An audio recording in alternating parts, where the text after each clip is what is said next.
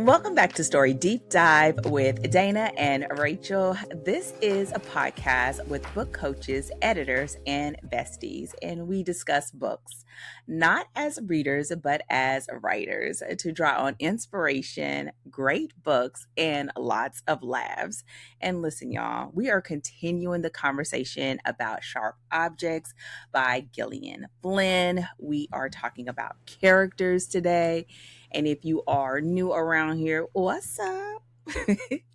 Thank you for joining us. If you're new around here, I'm sorry that this is where you're starting. I a little bit feel bad if you're new here. She's apologizing because she picked this book, y'all. Okay. No. But like she should be. If you're new here, you instantly know everything you need to know about me. Oh my. No, there's got to be more. There is so much more. She's an amazing person. She's really not this dark and gloomy. Despite her book picks, she's an amazing person. Don't let this fool you. Look, y'all, I've known her a long time. Every book pick, I'm just like, do I really? No. With that said, we're going to be talking about Sharp Objects. We are enjoying this read, but it is something that is different. I don't want to say different because we've had other books that are different, so it's not different for us. I think it adds a new variety to our lineup, which is a great thing to balance out with my steamy romance. And we are going to continue talking about characters today. But before we do that, Rachel, what do you have going on over there at Story Cipher? Hello. Yes, thank you. I would like to say that I am a decent person.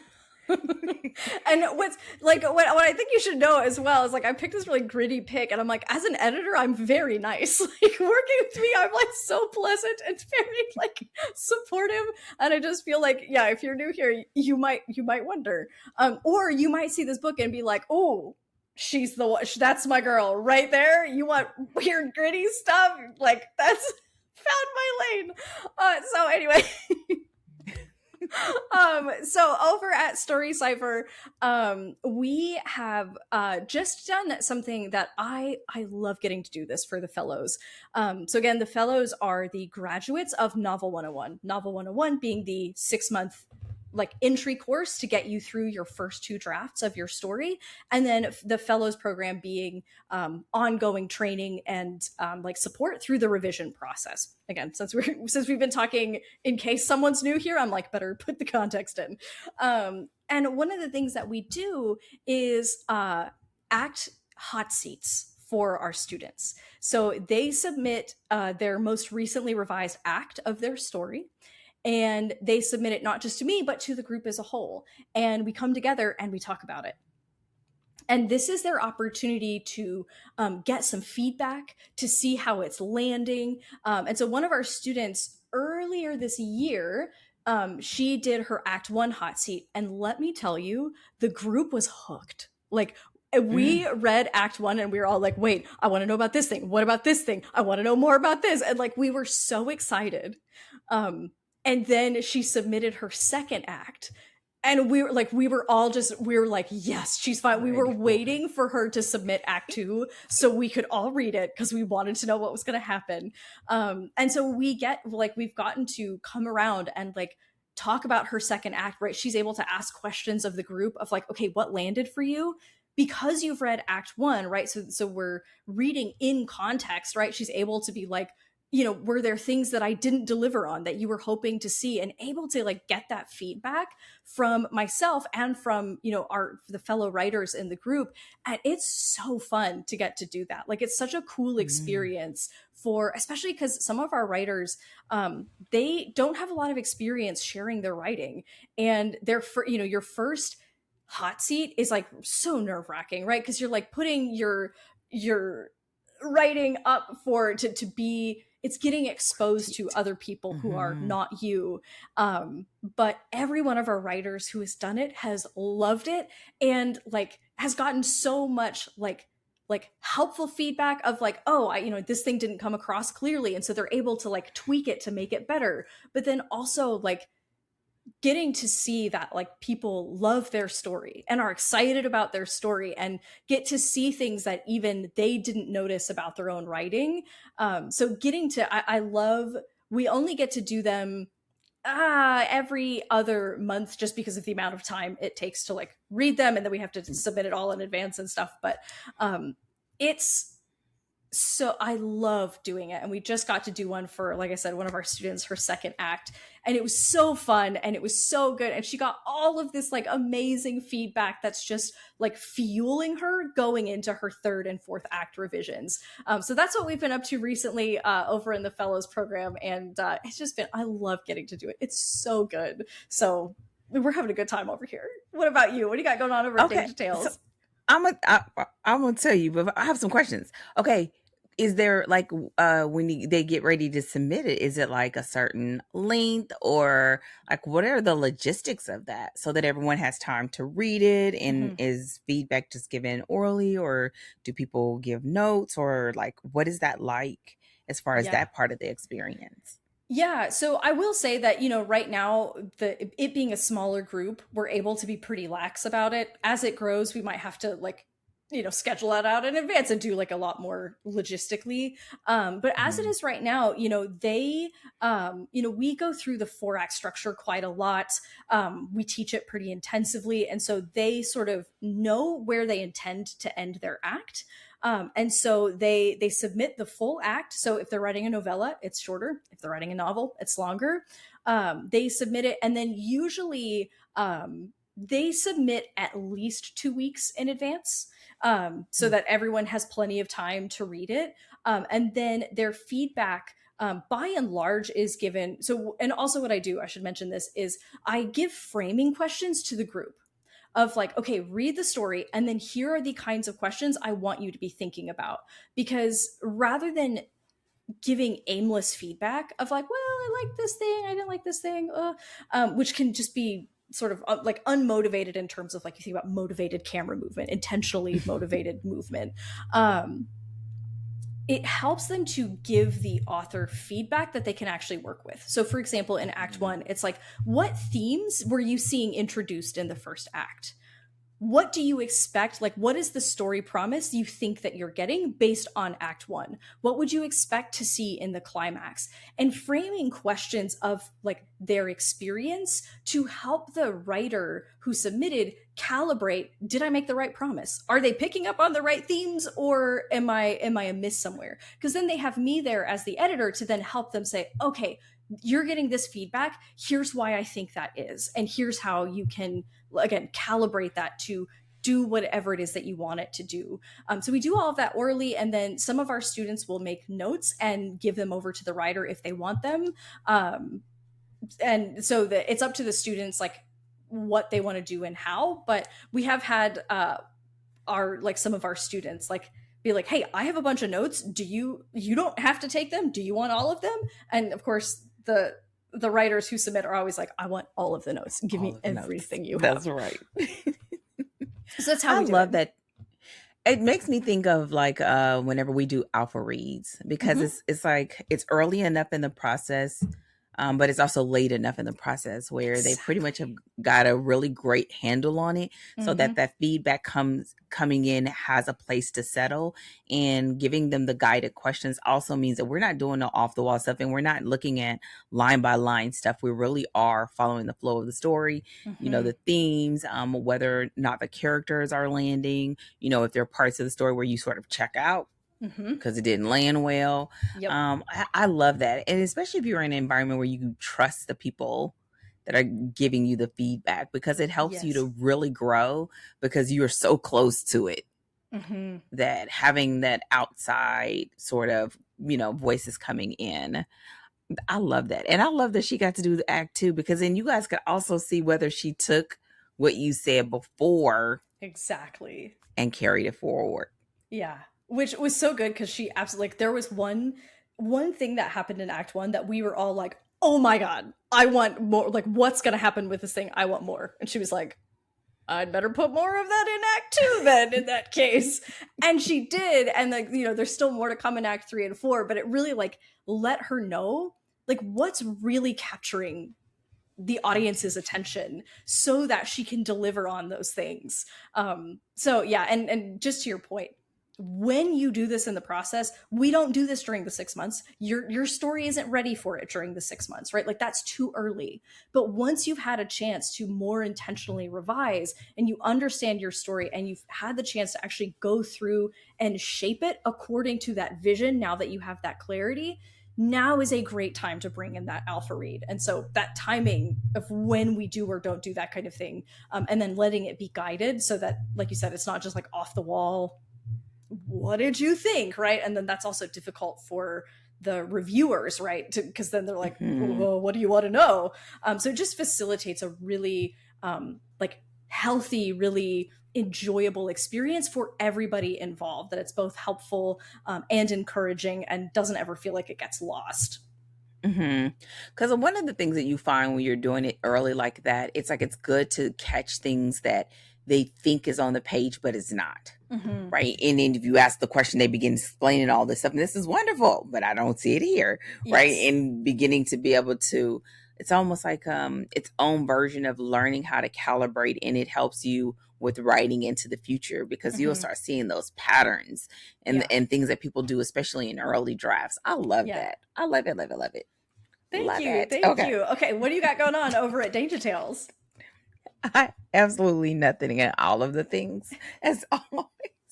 I felt like, listen, this is what I have done for today. First of all, with Danger Tales, by the time you guys are watching this, we are coming back from our summer break, which is really great. But one of the things that I want to talk about today has nothing to do with Danger Tales. Okay, y'all. Why am I doing right now? This is the first time Rachel's hearing about this. If y'all can't see her face, I'm like, oh my God, I haven't gotten this update. I'm getting it live on air. What's happening? I need to know everything. Live on the air, like 5 months. It's like, no, we're not 5 months. Yeah, right. But this isn't exactly live television. Exactly. We're live in living color. One of the things that I've been doing in my life has been working really hard to create my perfect day. And it's right, like, tell you more, like, meaning, like, no one goes into this, whether it's in business or writing or into your profession, to say like, my whole life has been being inundated with this thing. Right. And so I really sat down and started saying, like, what would make a perfect day for me? And being like specific of like what those inputs are, like, reading. One of the things that is a part of it. Now, listen, y'all, this is a part of my perfect day. It doesn't feel real perfect right now, but I'm hoping that in time it will feel better, which is I'm training for a half marathon. Yeah, girl, listen, today's run, I was like, Texas, we had some good, we crossed somebody because it's hot. I feel like we hit summer early. Like with maximum, I feel convinced, this is just an aside, that I think that it's false that there's nothing higher than 100% humidity. I don't think that can be correct. I'm like, you can tell me that technically, yes, at 100% it's raining. I don't believe you. Move to the Gulf Coast and tell me if you still think that there's no such thing as above 100% humidity. Listen, if you think that, come to Houston. Okay, that's right. Come to Houston. Welcome. Okay, so I'm training for a half marathon. Part of it, like, I read all the time, but reading books that are on my reading list, because it's going to be something that is beneficial to what I do, how I write, and it's about having this conversation with myself around, I don't know, I think it's about time, right? Like, you can be the person that you're living a life that you're putting off everything until you retire, whatever that's supposed to mean, because I don't even think that truly exists anymore. Or you're doing all the things that you love all the time, or there's some like happy in between, right? So for me, it's, quilting, or doing my quiet time in the morning and making sure I'm having balance. And it's not until you are aiming to be intentional about making that a regular part of your life do you realize like how off-centered you have been. Do I feel like I'm all the way there? No. So I'm giving myself. So I did it like, y'all know I like a good challenge. If you don't know, now you know. As if I have any time for anything else. But we're not going to talk about that. I've done, like, if you ever heard of the 75 hard challenge, I've done 75 hard, I've done 75 soft, which is a made up thing, but I've done 75 soft. And I was just like, you know what if I did 75 days again? And making this to be almost like habit stacking of things that I want to continue. Yeah. Not just doing it just because someone says do these 6 things. So I picked 6 specific things. I gave myself wiggle room for hard days. Yeah. And I've shared it with my husband and my daughter, so I won't get off track. So they will ask questions. We're gonna do it like this. It's still early in the process, but it feels really good because not only am I doing it, like aiming to do it, but checking in with myself about when I am doing it, when I'm not, what's going on. And I think as writers, like, you can kind of get in this loop where you just come in, sit down, you're on the computer, come down, sit down, and the world sort of passing you by. Now, granted, y'all, I'm not the people person, so I'm not trying to run to do anything social.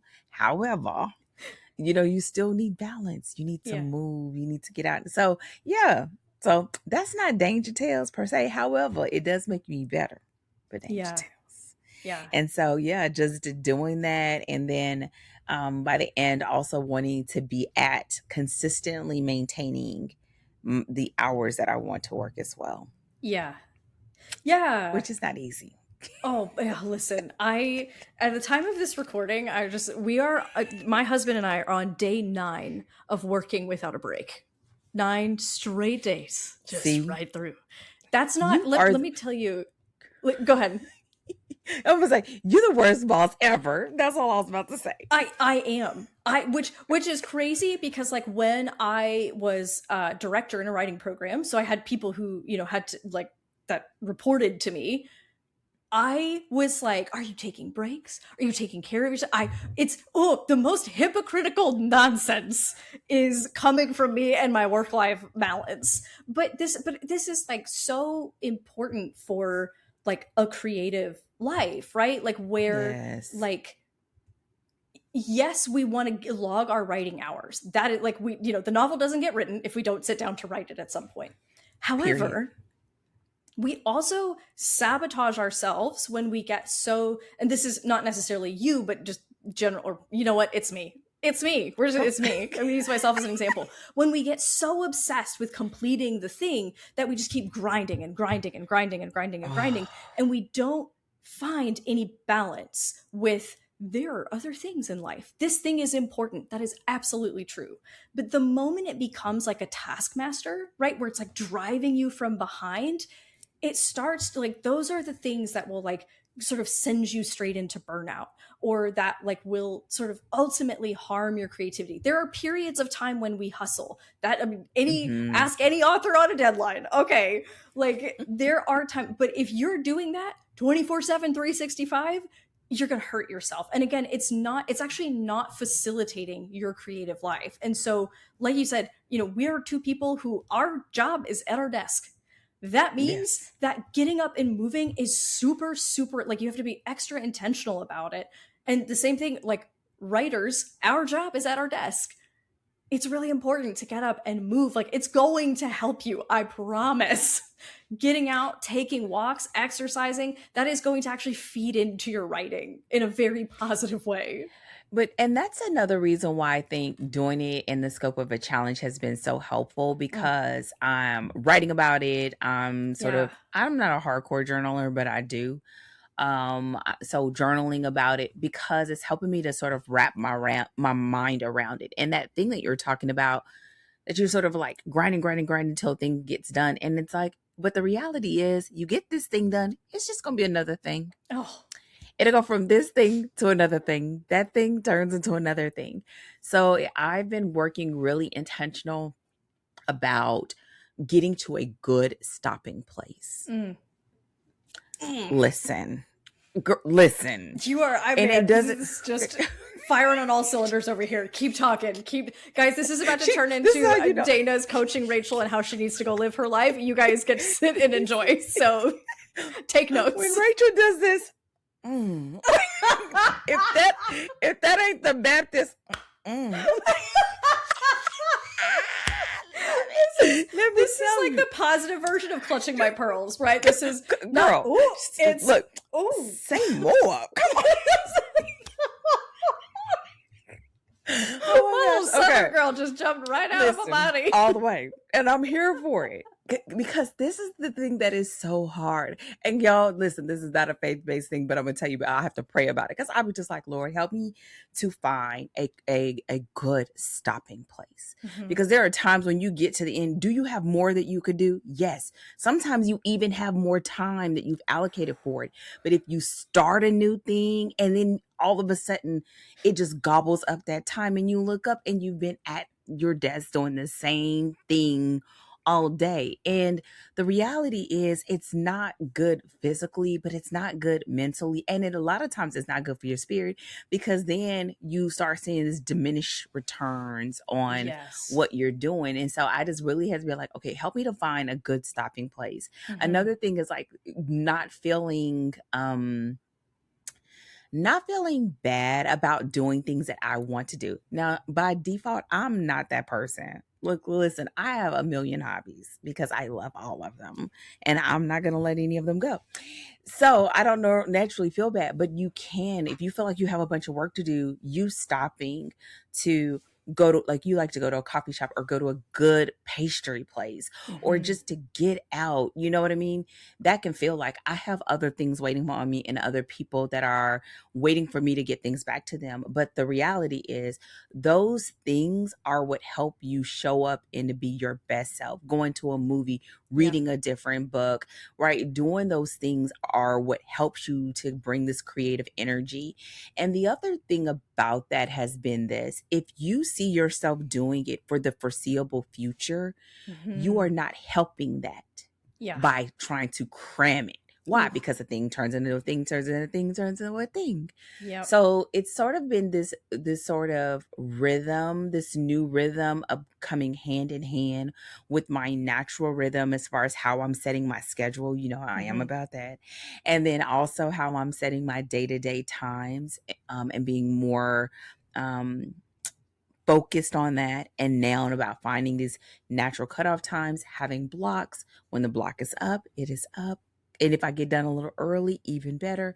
And sort of starting to feel like what that is about. And what begins to happen is you start uncovering all the little culprits as to why you have that unhealthy balance in the first place. Y'all listen, I'm going to tell y'all this one and then we're going to move on, because I'm going to give y'all this one for free. I have a bad habit of seeing a goal as this individual thing when it is sitting on top of 50 other things that I need to do it. I know I have that bad. Listen, it would be like, oh, I have this reading list. Okay, like it's this one singular thing, and you look at the reading list and it's 50 books. Like, it's insane. But so beginning to see that. And so now when I'm looking for healthy cutoff times and blocks, now when I'm writing things out in my planner, I'm already starting to chunk it down. I'm not trying to. So girl, if you see my list, the list is good. Listen, I got a list for lists, but it means that it's sort of slowly migrating as actionable things. And so it just feels better. It feels like I'm being more present. It's like I'm honoring myself and my time. You know what? I'm so in the earlier stages, y'all. By the time y'all see this, ask me to do a check-in. But I feel good because these are things that I've always wanted to do. And it's like, we're not promised tomorrow. Yeah. We're just not. And I want to live my best life now. Yeah. I'm not waiting till later. And being that I'm a person where it's the little things that just give me all up in giggles and grins, baby, I'm going to do all the little things. I'm getting the fabrics. I'm getting the things. I'm just having a good old time. And so now it's like aligning the work that I enjoy to be able to have the longevity. For somebody who's been doing this for so long, I'm like, I've been doing this almost 20 years. Man. It is not going anywhere, Dana. Yeah. You staying up another hour. Like, it'll still be there in the morning. Listen, if it's not, it's somebody else's problem. Yeah. Just stop. Go sit, stretch out, watch a movie, do Yeah. nothing, watch a YouTube video. I don't care. I'm not condoning doom scrolling, whatever you do, whatever you do. But I think having something else that brings in that fire and that passion in you that is not just your writing, because when it becomes a part of your professional, it can get very murky. Those lines between professional and personal are non-existent, and you need them there because it's a part of how you execute, and it's also a part of how you refuel. Yeah. And if you're someone who loves story, it's also how you entertain yourself and you love it. And it's just, so that's what I'm doing. So it's helping Danger Tales, but y'all, it's totally, I'll let y'all know how it's going. The training, I got my first race when I signed up for it. What's the date? If I don't melt. The first one is in, I don't know the date. Okay. It's in September. I think it's like the last Sunday in September. Okay. So there's, this will be lasting for real. There's it's called a Texas Bridge series. I don't know why they call it that, because it's not around Texas. It's just around Houston. But the point is, it's called the Texas Bridge series. Each of the races benefit women's domestic abuse shelters. And what they do is it's 3 races across 4 months. And listen, the reason why I did it in the beginning was because if you do all 3, they give you a big ass medal. Listen. I love that. When I did it the first time and I got that 4th medal, when you cross the last race, that 3rd race, they'll give you 2 medals. If you've done the other ones, girl, I felt like Flavor Flav. Girl, I was clanking like I was rich. Listen, anyways. So you do, it's a progressive. So you do 2 10Ks, and then the 3rd one. So it's September, October, 10Ks. And then November is the half marathon. So that's what I got. I'm glad they saved the half marathon for November. Whew. Oh yeah, they do. Oh, it's a part. I've done it. Like, I've done this one for you. I used to do it every year, and then I stopped, and I realized like I could look back and was like, that's when stuff started going awry. So I was like, let me get back. It was enough to keep me training. And then it's enough of a spread to get in the groove, especially because it's hot here. So you have to be mindful when you're training outdoors or whatever. So yeah, September. I'll keep y'all posted. I honestly, I could spend the whole episode talking about all of this. I'm like, oh my God, we need to have a conversation offline, because like, you have no idea like where I'm at, like what's going on over here, and why this is like, oh, I might need to get in on that. Okay. So we'll have to just come back around. Let's do it. Clock it.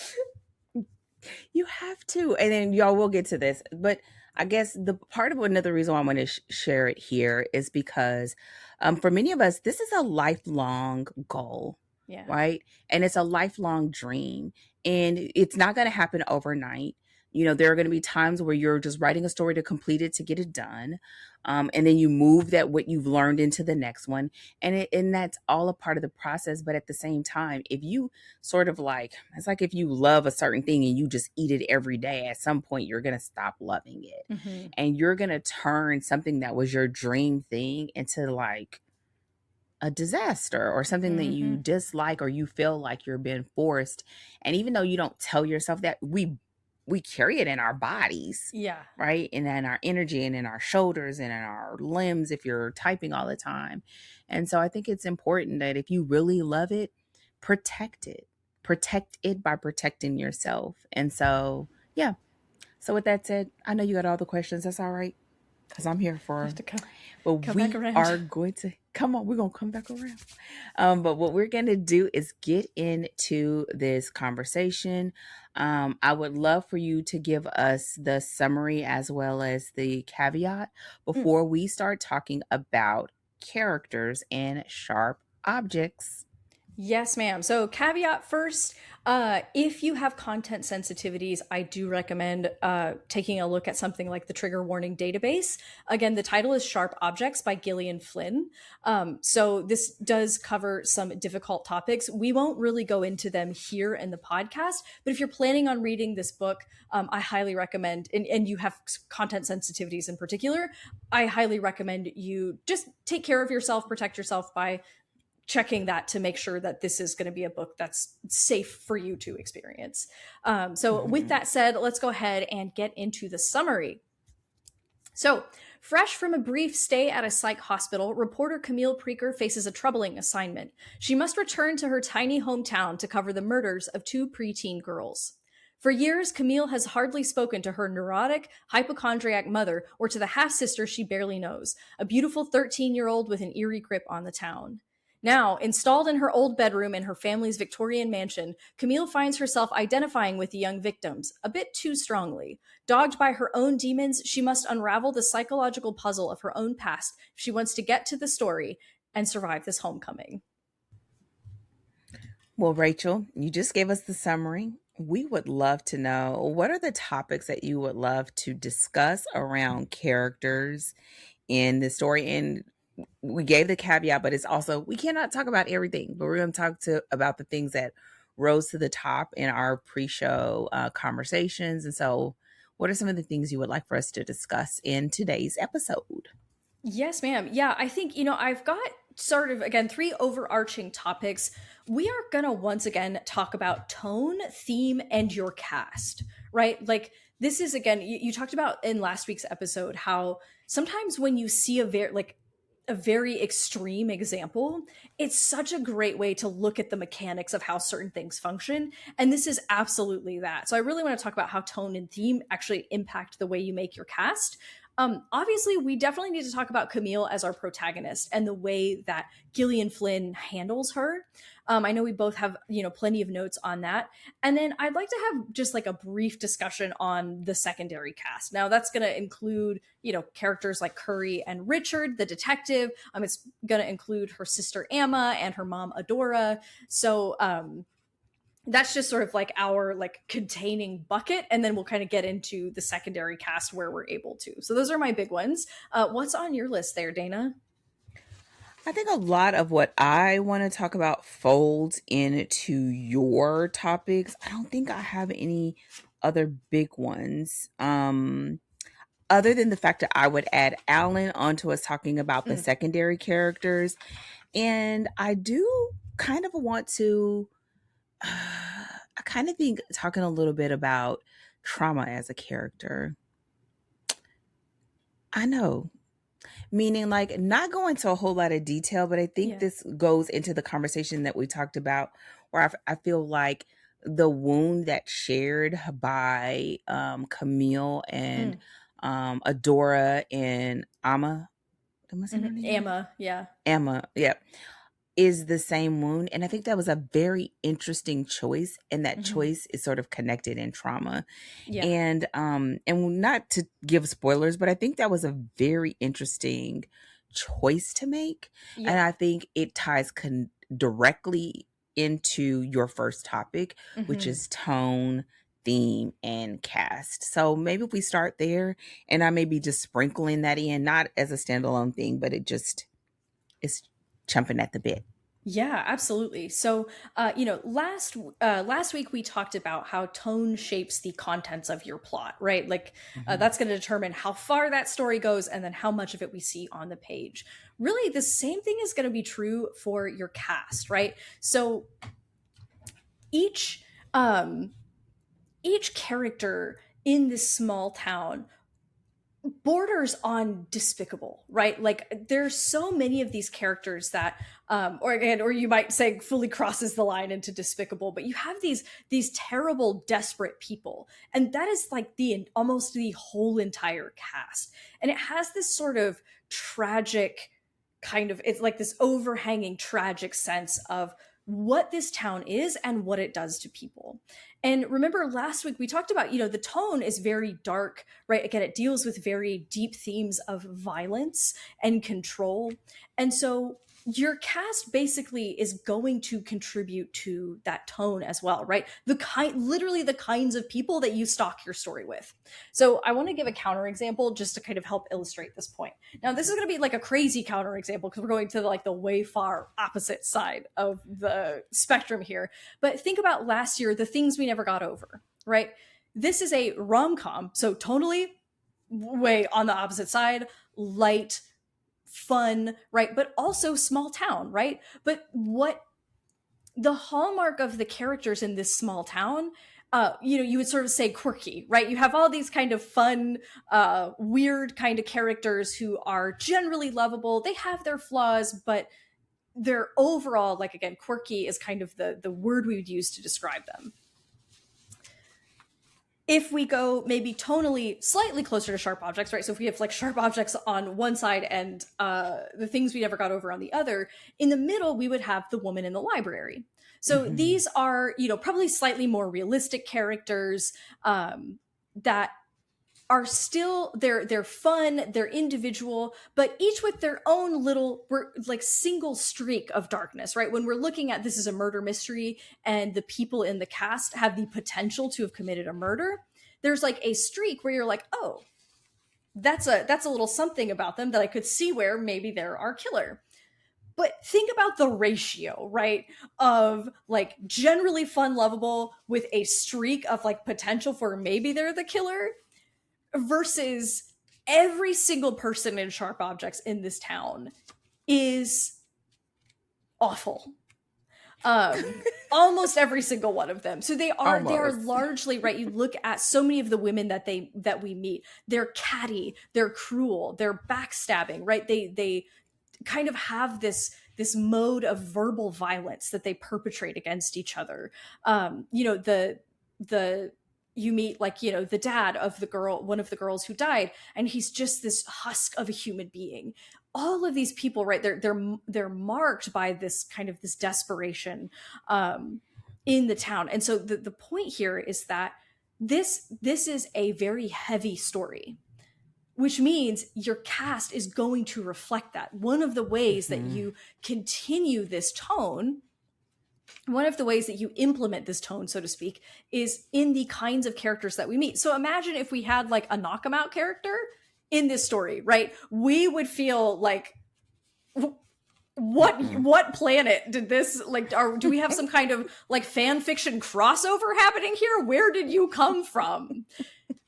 But so when you think about what your story sets out to explore and how you want what you want the reader to experience, right? Emotionally, even viscerally, your cast is going to play a part in that. So if you have a specific vision for that, or if you're right, when you think about the tone of your story, you're looking to see that your cast fits the overarching tone of your story. And this is a great example of that, because our cast is so largely shaped by these themes of violence and control, and they contribute to our theme of this sort of desperate, sad, small town. And that's what you would expect for the story, because if they didn't, it would feel like a mismatch.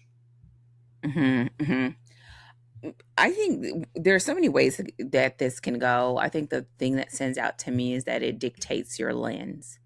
Right. And it's like, it's how you see. You sort of started when you talk about that spectrum of like knock 'em out versus, sharp objects, right? The lens that you sort of you're telling the reader that here's the coloration that we're using, right? Here's the filter that we're using. It begins to dictate everything. And it's how you see everyone. And I always love to look for ways to sort of make the story balance, and not balance as in one for one, but a lot of times you're going to have, especially here, it was such an interesting way that she used secondary characters. I can't remember what the character was that was like, baby, pack your bags and leave. Jackie. Right. Jackie. Right. She's like, she's tipsy. She's medicated on narcotics in different ways. But baby, she is clear when she says this. And it's sort of because of the lens and the dynamic of the town and everybody that you've met. You don't know whether to take that as a real warning that maybe this is not the place for you. And Camille is already tipsy on life, okay? And because of the circumstances, you don't know how to take that. And that's a part of that balance, right? It's a part of this thing of like questioning. And it's a part of the dynamics in this story that Gillian just uses like a master, because you don't know. She just seems like she's just a little tipsy and maybe we're going to laugh this off. and everything is going to return back to normal, and it's not. And so I think having those types of characters and understanding the role that they play, and also setting the ultimate sort of filter for this, which is the town in general, right? Mhm. That hierarchy that's there, that everybody feels and everybody experiences that tension. Yeah. It plays so it plays into everything that happens in this town, Mhm. everything that happens from the top to the bottom, to the things that are swept under the rug, to the murders that happen. Yeah. And it's really has to be this intentional choice, and it sort of was sort of kicked off by the fact that she's the one that made it out. Mhm. We don't really say that, right? Yeah. She's the one that made it out, and now you're Mhm. back. Mhm. And that already sets up all kinds of thoughts and all the things that normally kind of wrap into that story, which can be a positive thing. In this case, it feels like a negative thing, but we just don't know how negative it is, and we Yeah. begin to get the residual of that or whatever from Mhm. these other characters, Yeah. because the main characters, again, we don't know if it feels like an almost like a what is it called, an unreliable narrator. It almost Yeah. feels like that. Exactly, exactly. Which I think really does get to, right, that designation of a psychological thriller. Like Right. Camille doesn't actually know what's true about her own experience, and she is questioning everything, which That's means right. that we also we there's like almost a little bit of, I think, dramatic irony there, where like Camille is questioning everything, but we as the reader are like, no, no, don't do that, or like that's not good, you probably, no, that shouldn't have happened, like that's not normal, right? Like we kind of as the reader are sitting there watching her question it, and we're a little bit like, no, yes, do question it, like, or don't question it, no, that like, no, this is not, reliable, or don't do that, or whatever the case is. First of all, you are way too calm about this. I mean, girl, get listen. I'm like the one loud, because the thing that I feel like in the beginning, because she doesn't question, her questions are actually turned inward. Mm-hmm. She's questioned herself Yeah. versus it being, what if it's not me? Yeah. What if So it's good. this whole system is a sham, Yeah. right? It is. I And again, this is when you have the conversation and you talk about this, that you realize how easy it would be to feel like this was easy to do. But Mm-hmm. when you really think about it, it is really challenging. And so having that tone, those themes, having that infiltrate and flow into your cast, and then how it sort of kind of comes right back around, sort Mm-hmm. of, because each of those characters are showing exactly why this tone and this energy is sort of Yeah. taking over this entire experience, which leaves us where we are. And her being supposedly an insider only makes it worse. Yeah. All the things that Curry thought would give her a leg up. I mean, he kind of was right, right? But it also is what causes this situation to spiral out of control. So, Yeah. yes. So it kind of makes me think about the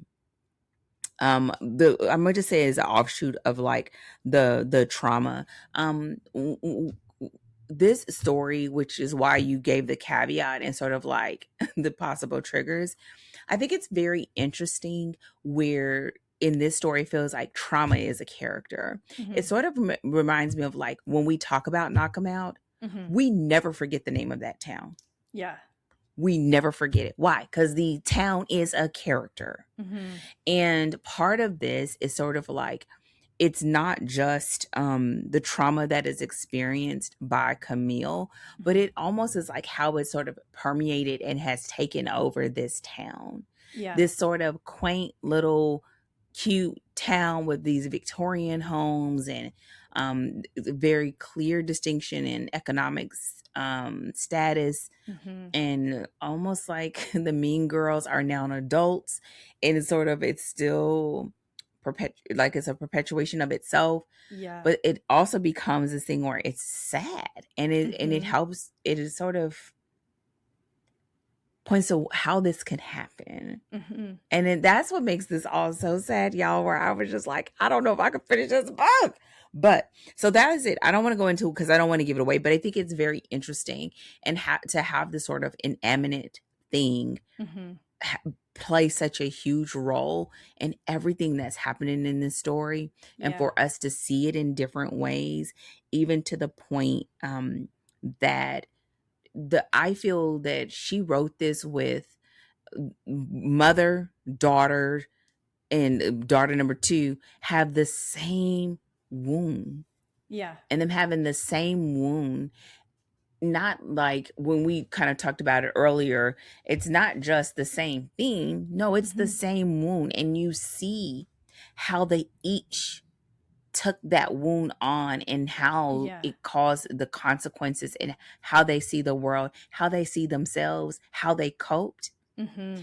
And each of them, it is all going out and coming back in, which makes Yeah. it so sad, but it makes it almost fascinating in a sense of like how people operate, you know? Yeah. So that's all I have to say about that, because I feel like it can get heavy, but I think it's interesting, and I think it's a hard thing to do, but it does make this story have sort of like a tangibleness that probably makes it a lot more appealing, because people can recognize something that happened to you that Mm-hmm. shouldn't have happened, but how it changes everything. Yeah. And I think that becomes something that's a shared experience with Yeah. something that maybe, like we are saying, like it's dark, it's a little traumatic, it's a little bit on the edge. And you're like, and my first question is, why in the world would somebody want to read this? But you realize like everyone has experienced trauma Yeah. in some capacity. And this is us just seeing how unchecked Mm-hmm. this is how it goes down. Yeah. And so I would love for us to now go into a little bit, like we've talked more about the main character right here, which is Camille, and some of the things that just kind of that you want to talk about her, what stands out about her as a protagonist, and Mm-hmm. sort of how it lends itself to this story. Yeah. You know what I think is so interesting about Camille is she she is such a great example of a protagonist who does a lot of things that we probably don't agree with, right? Where it's like Mhm. the choices she makes, we're like, I wouldn't do that. I wouldn't recommend you do that. Actually, like our feeling of her, like we sort of, for lack of a better turn of phrase, we disapprove of her choices, but we don't begrudge her for making them. And that, right, she's not quite like flat out unlikable protagonist. I think that's too strong. It's not the same as like Gil Peck, right, from The Whistleblower, where he Mhm. is just like he does have a backstory, but he has a lot of these scummy behaviors, and so much of this is about him sort of learning to be different. That's what we see in The Whistleblower, where he's just kind of unlikable, and we watch him become better. Camille is someone who makes a lot of bad decisions, but we're sympathetic, and like we understand because we watch, like we see how she is in the beginning, and every little bit, right, that we learn about her backstory, we're like, oh girl, like, oh no, right? And again, it evokes sympathy in us, even though we're simultaneously watching her make choices, and we're like, please don't do that, oh don't do that, don't do that, the whole time.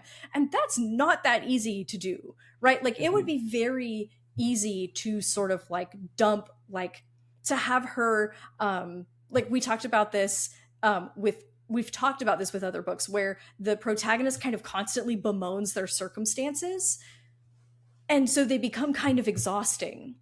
In this instance, we see Camille just she's making active decisions, trying to work out the best decision that seems available to her.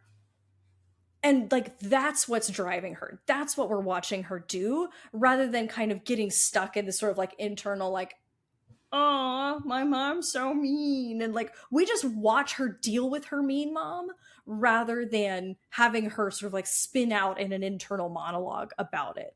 And I think that that makes her, again, deeply sympathetic, even while we disagree with her, and without making her also exhausting to be around. Yeah, I agree with that. The way that I have in my notes is that the reason why she's not unlikable is because she feels authentic, right? Part of that is that the way that Gillian wrote her, we are privy to her reasoning. And this is Mm-hmm. where really helping your character to have those moments where we as the reader get to understand what they're weighing, Yeah. what becomes the priority, and that it's reflected in the choices that they make. She's making poor choices, but we feel like, girl, listen, because what else is she supposed to do?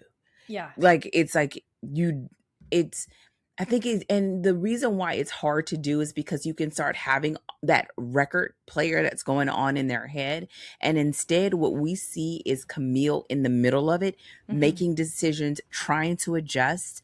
And then when she starts realizing that the adjustments are no longer working, Mm-hmm. right? Or the everything that she's built those adjustments on is not true, that's Yeah. when it begins to really like collapse on her. And Mm-hmm. again, she is freshly out of a situation. Mm-hmm. She's not 100% whole already. Yeah. So here, our in a pre-show, we sort of talked about, I was telling Rachel, I think this is a great book to look at as a counterpart to the discussion that we had when we talked about Fourth Wing, Mm-hmm. right? That you have these opportunities to tell who your character is, but what you really want is to show who your character is. Yeah. And this is why her making choices that you're like, girl, y'all always think of that movie Ghost when Whoopi Goldberg tell her, girl, you in trouble. That's how we feel about this girl right here. Because Oh my every god. time she get ready to be like, girl, listen, leave. Yeah. This is obviously not healthy for you, Mm-hmm. right? Go do you will not pass go, you will not collect $200, like all of that. But again, this is a part of her journey. And I think here, Gillian writing it in such a way that it's on the page, it sort of gives us, like I said in the last episode, permissions, Mm-hmm. right? It gives us these permissions because she's veering. Mm-hmm. She's got questionable tendencies, and Mm-hmm. we are watching her veer, and we are going for the ride. And Yeah. all look, listen, Gillian said, I'm just looking for open highway. Open highway? Listen, on a Texas road, when it's 85 is how we roll. You know what I'm saying? That's all she's looking for. And when she, listen, but don't give Gillian open highway because it gets crazy. We are not ready. I'm not ready. So I think this was a really great examination of a character that I feel like in any other circumstances, it could have been that she was unlikable, but she Yeah. did a great job of setting us up, which we talked about the tone, the sort of the setup, how she opened it up, how she opened up a lot of those loops so that we were Mm-hmm. questioning, like, wait a minute, what kind of reasoning is she doing? Mm-hmm. Right. And there were certain situations where she was talking about it like they had it wrong. And I'm just like, Yeah. oh, no, baby, no, like back up a little bit. And Yes. what happens is you begin to see, I would say, y'all, I'm not a doctor, okay? But I think this is one of those moments where you start seeing where your your development is stunted at the time when the trauma happened, Mm-hmm. right? And part of your reasoning is sort of locked in that place until Mm-hmm. you are whole. And you see she's not whole. Yeah. And you begin to see how she's reasoning through certain things. And it's not until people push back that are not from that environment, that are not from Yes. those circumstances, start pushing back, that it makes her think like, wait a minute, Mm-hmm. and begin. It's like and you need somebody that's not of that environment, that has a fresh perspective, even if that perspective is self-motivated, even Mm-hmm. if that perspective may not even be for your good. Mm-hmm. It's just somebody that's not in that same cycle of Mm-hmm. sameness. And we see that. And I think what happens is, whether we agree with the choice or not, the choice feels in alignment with the character that we have come to know, Yeah. whether we want it or not. And I think that is when you have some really good character development, and Yeah. it helps you to have characters that can be in a same or similar situation. Now, this is not the same or similar to anything I've ever experienced, but if people feel like let's say for example in romance, it's like, well, how many times can you have a grumpy mountain man, whatever, right? When you are starting to expose us to the set of circumstances in their world view, and Mm-hmm. those things come into conflict, that is what explodes on the page if Yeah. you allow it to. And I Mm-hmm. think that is what happens here, that it makes for a very interesting journey that we go through with her. And since Gillian has like made it up in her mind, I'm calling by her first name, like her government, like we people, that she has made up in her mind, this all gas no breaks. She doesn't get a break until she's self-medicating, Mm-hmm. which is how she got here in the first place, right? So Yeah. it's a very it's like really great authorial choices, Yeah. even though it would make me sad for her. And you don't, on one hand you want to feel sad for her, and then you say sympathetic, and I think sometimes it's just heart gripping, like, Yeah. anyways, the point is, which is why this is so dark. And so I think, you know, us being exposed to her reasoning, understanding why she's making those decisions, the fact that she's being placed back in the space that was the source of the original harm, Mm-hmm. right? That in itself causes so many things to happen. And Gillian's like, I'm about to use all of it. Sit back, watch me work. And so with that said, there was another thing that you sort of said in our pre-show that you didn't say here that I would love for you to be able to talk about. I hope you can, because I didn't say this earlier. I'm sorry. But you talked about how Camille had a broken relationship with violence. Mm. Yeah. Oh, go ahead. Let me let you finish.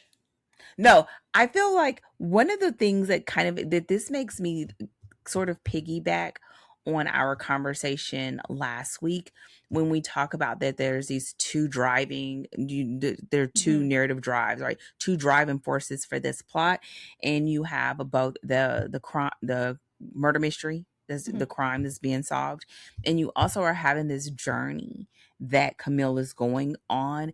And part of the way that she sort of, I'm thinking like, because y'all know I sew, like it's sort of sewing this together, is that broken relationship with violence is being Mm-hmm. tested by the type of crime that she chose to highlight as a part of this story. Mm-hmm. Listen, like, she did not come to play, Mm-hmm. and all of it being that's why you can't extract it from each other, and Yeah. that's what makes it locked in so much. And so that's why I thought you talking a little bit about that, because Yeah. I feel like it really piggybacks well on what we talked about last week. Yeah, well, and I think, you know, just like you said, one of the things we talked about last week is like the choices that she made in the plot itself, the crime itself. And so what we said in the pre-show was like, if it had been some random adult man who had been murdered and that was the subject of the investigation, like the theme would have felt utterly tangential, right? Because it's like, That's okay, we're right. talking like, and then it really would have felt like a bait and switch where it's like we were promised a murder mystery and instead you went, you know, you wanted to spend time at this house where she's dealing with her mom, and you know, where it's like you ended up telling us a different story than what you promised us through your inciting incident. um but and this even comes back to tone, right? Because tone is also going to tell you how deep are you going to go into those dark backstories, right? Like how Mm-hmm. far are you going to go in forcing your protagonist to confront her wounds, and what kind of wounds those are, right? And the nitty gritty of how you go into that. um and so when we have this theme of violence, when we're looking at Camille, what we learn, I mean, within the first chapter, I think it's the first chapter or early second chapter, is that Camille does have this dysfunctional relationship to violence, like sex and violence, and the way that these like almost feed into each other, and that she struggles to sort of like separate her experience of these things. Placing that inside of a crime story, right, where the crimes are like, and the kinds of people who are having the crimes perpetrated against them, right, these are this is pulling in what Camille's internal arc is with the themes and with the plot, so that again these things are intricately weaved together so that one speaks to the other, and that one, right, and it folds back into the next, and they're constantly just getting, I mean, but weave together is the only way I can think, or like the way that you like braid like bread when you're doing bread, and you like, you know, tuck one into the other and then you cross over, and they're all coming into each other into a whole where they become inseparable. But you know, the choice of tone for the story is really, really important for the things that she wanted to really talk about and the things she really wanted to explore. And you see the way that that plays out, like you can kind of, if you drew like a circle that was like, you know, it says violence and control, you could draw a circle of each character in the story and then draw a line from that circle to each character and say, how is this manifesting in their life? How has this shaped them? And that's one of the really great ways to develop a cast of characters that is actually exploring like the spectrum of a theme. And then just briefly, right, you kind of mentioned we have Curry and Richard as essential outsiders who are almost voices of reason, right? They are the only people in this story who are like operating fully outside of this system, who are present in Camille's experience to be like, that's not, no, that's not good. No, don't, no, that's not normal, right? And I think that you need that to sort of like, for even for Camille's character, right, to have something to counterbalance her experience and the sort of like insular culture that is Windgap, and to help her sort of like calibrate her experience as well. But the one thing that I sort of liked and disliked at the same time was the fact that their presence was also self-serving, and it was just the same thing happening still now, right? He wanted to solve a case. He wanted to get a good story in the paper, and this is just the same thing that happened to her before happening now, and she thinks because she's older that she's in control, and she's not saying it that way, but that's here's what I will say about this. And because I think we've talked about the other parts, but I'll say this about this. I think this is one of those times, especially if this is where you want to go as a writer, where your understanding of people and how people work and what causes people to do the things that they do is so important. Because the reality is, the reason why this works ultimately is because at some point in our lives, this has crossed our paths, and it's a little too close. Yeah. It's a little too close to comfort. Now, yours may not have been what hers is, but you can understand if you were, for example, a child in a situation and the adults did not protect you or whatever, right? And I think that's the part where even when we feel on the edge of saying, okay, I don't know if I can keep reading this story, we want to know, is she going to be okay? Yeah. We want to know, is somebody going to stand up for right? Or we're going to want to know, is she going to stop trying to self-medicate this thing and walk away? And I think what Gillian does throughout this story and throughout the things that we're talking about today and what we talked about last week is she's like being the greatest puppeteer of all time, pulling those strings so that they are they're sort of intertwined, almost like when you throw chords in a drawer, right? And you can't, you can't pull them apart. It's ruined. And it becomes this big one clump of thing. And here it becomes this question of like, for Camille, it becomes like, when will she realize like you can't fix that? Mm-hmm. All you can really do is fix yourself. Mm-hmm. Get out of it. Girl, run. You in trouble, girl. Yeah. Listen, Yeah. you in trouble, girl. And as we're on this, like, I'll say this, and then if there's anything else you want to add before we close out this discussion, I think I've said this before in other episodes, and I'll say it at least a couple of times, that I did not I liked the story, but I did not love the story. I am the happily ever after reader. If you've been around here, you know it. If you're new, what's up? All right. I love happily ever afters, and I feel like that was one of the things that took away from my experience, because I felt like after going through all of this, I felt like the ending, I wanted something else for the ending. But at the same time, for the story that Gillian wanted to tell, she told it beautifully. I Mm-hmm. wanted, listen, y'all, I needed some rainbows and butterflies or something. I was like, dang, like, give her a break. Like, God, that's how I felt. And I'm the person, I'll be crying all over my device because I'm just so sad for her. But and so for me personally, that's why this would have been a story that I would have read had it not been for Rachel. But I will say that if you are wanting to push Mm-hmm. the conversation, if Mm-hmm. you are wanting to, this is talking about some very real stuff. And Mm-hmm.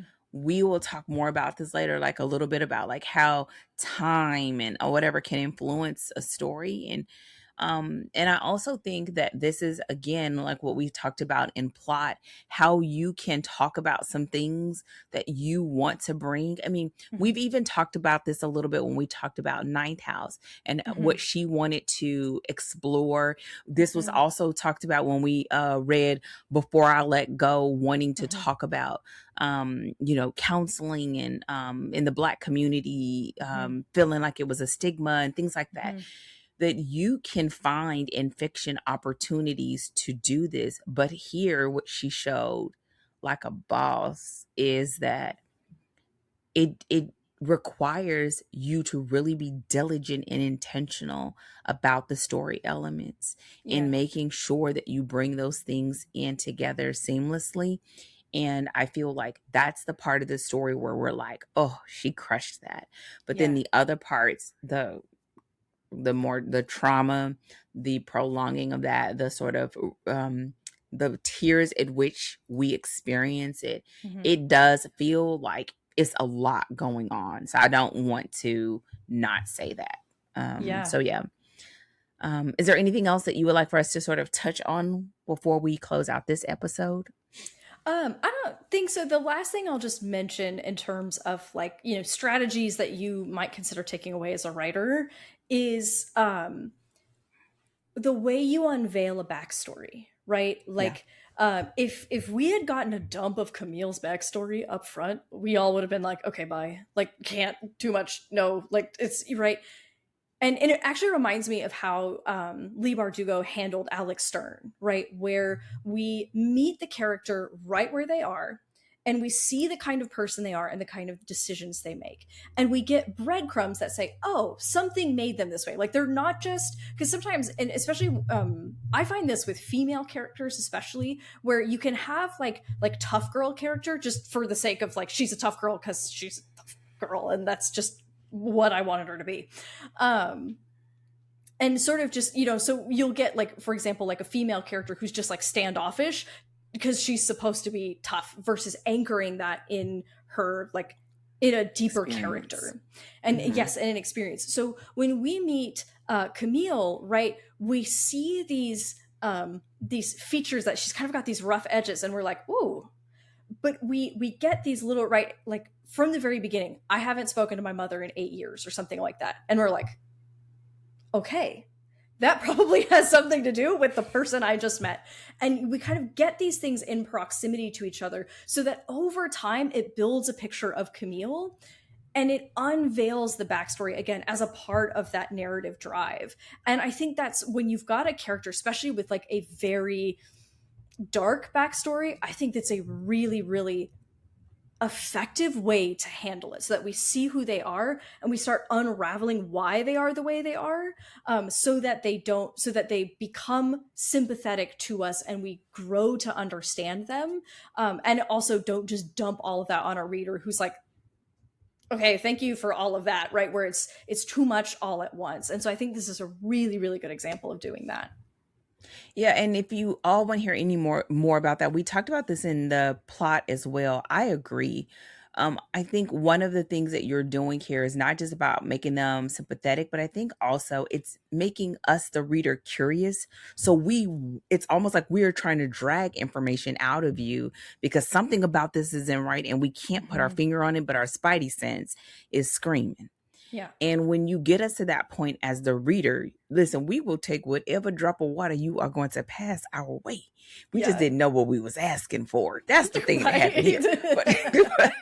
But that shows that that's when you have us on the hook.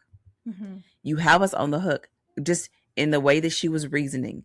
In the little piece of information she would drop here or there, you're like, that felt off. Like, okay. A couple of times I was just like, and it also made it sort of sad, but I think it also made us, again, I always say, like, you want us to lean in so that when you got to the parts of like what that was the source of that, we had already experienced the residual of it. Yeah. Right. We had already saw it in her reasoning, how she acted, how she treated herself, how she treated others. And so by the time we actually got to what caused it, it was like, oh, dang, she made it 10 times worse than you probably could have put together. So again, there is, this will be the last thing I say about it. I think there is a book we have not done it. And maybe it's something coming in the future. It made me think about, Everything. Have you read that? I think we talked about it, but it made me sort of think about that, where you sort of have this big, huge bomb that really sort of breaches one of those sort of protected relationships, right? A daughter and a mother, right?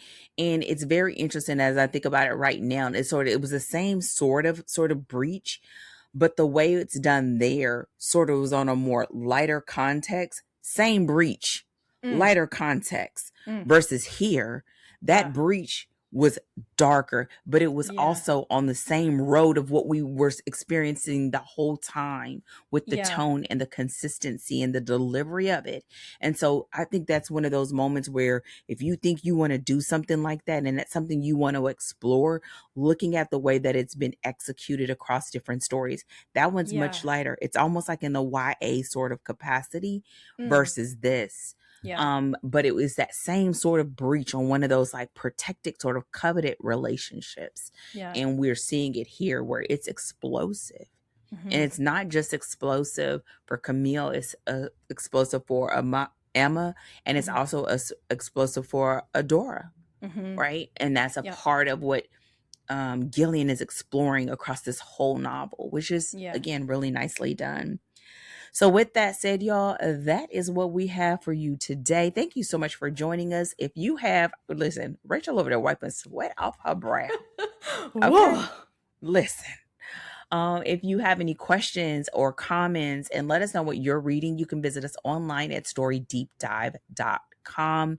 We'd love your comments, any ratings that you can give us based on wherever you encounter us, whether it's in a podcast player of your choice or even on YouTube, because we are over there as well. We will see you all next week as we come back and we begin to sort of wrap this as much as we can in a pretty bow, since Gillian did not put it up. I know, I'm being shady. I'm sorry. But we're going to bring this all together as we talk about our editor's takes and just some of the things that we can recommend to you as a writer telling a same or similar story, or things that you can sort of maybe glean from this story from our perspective. We'll talk about that next week. So take care. And as always, happy writing. Goodbye.